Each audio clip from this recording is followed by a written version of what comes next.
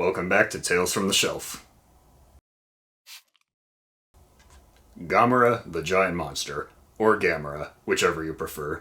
This right here is one of the most unexpectedly important films in kaiju movie history. This is one of the most prolific giant monster series ever, spawning plenty of movies, shows, comics, merchandise, and so much else.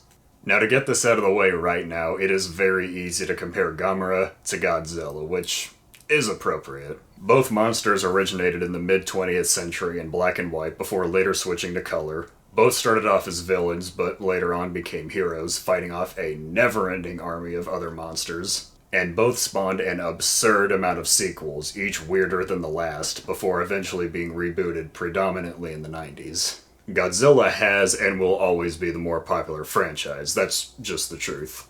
Gamera has always been overshadowed by the King of the Monsters.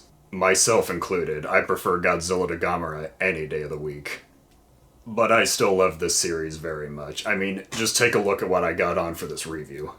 So I figured it'd be fun to check out the first movie in this series, the one that started it all, the one that put us on the path to this. First, a quick overview of the movie's history. Gamera was created in the mid-60s by Daiei Studios. Daiei is probably best known for Gamera, but they also made the Yokai Monsters series, the Daimajin movies, and even some non-tokusatsu films like Akira Kurosawa's Rashomon. They later declared bankruptcy and were eventually bought up by Kadokawa Pictures. Like I said earlier, the first film was called Gamera the Giant Monster, but it was later released in America as Gamera the Invincible, spelled with two M's for some reason. This version was heavily re-edited to include American actors, again similar to Godzilla, whose first film was re-edited and released in the US as Godzilla King of the Monsters. It's also worth noting that this is currently the only Gamera film to be released theatrically here in America. The film sees a nuclear bomb go off in the Arctic, awakening the prehistoric, fire-breathing, and fire-eating turtle monster Gamera. Gamera, seeking more fire to consume, moves his way to the major cities, as giant monsters are known to do, of course. On his way, he inadvertently saves the life of a young boy who's obsessed with turtles, who now doesn't want the military to kill Gamera, even as he rampages through the country. Having the main character be a young child who's obsessed with Gamera would eventually become a recurring theme throughout the series. Almost every Showa-era film in the series has children in the main roles. Now, it's worth noting that later Gamera films would be known for how insane and out there they could get, but this first one is, understandably, a bit scaled back compared to the later films. But that doesn't mean this film is without its fair share of weirdness. One of the most famous scenes from this first movie is when the military succeeds in flipping Gamera onto his back, obviously going for the concept that a turtle can't flip itself over. But then, this happens. Oi, miro!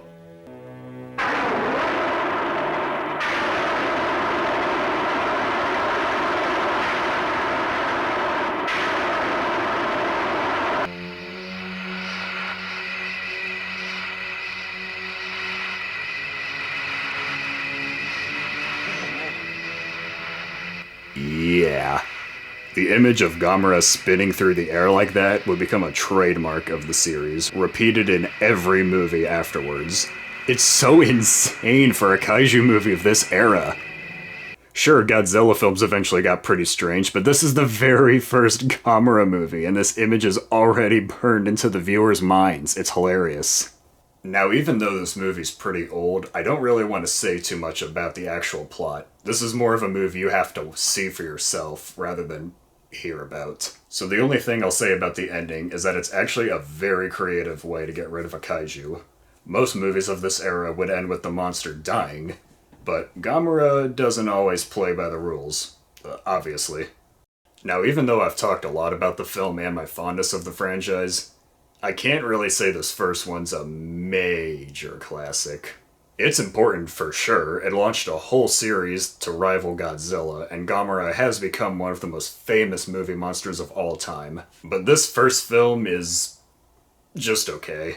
When you take away the stuff that would become a staple of Gamera as a character, the film is a fairly typical kaiju movie from the era. Good fun when the monster is on screen, as well as some great effects for the time. But kind of boring when he isn't. Still, if you like giant monsters, I'd recommend the film, not for what it is necessarily, but for what it started.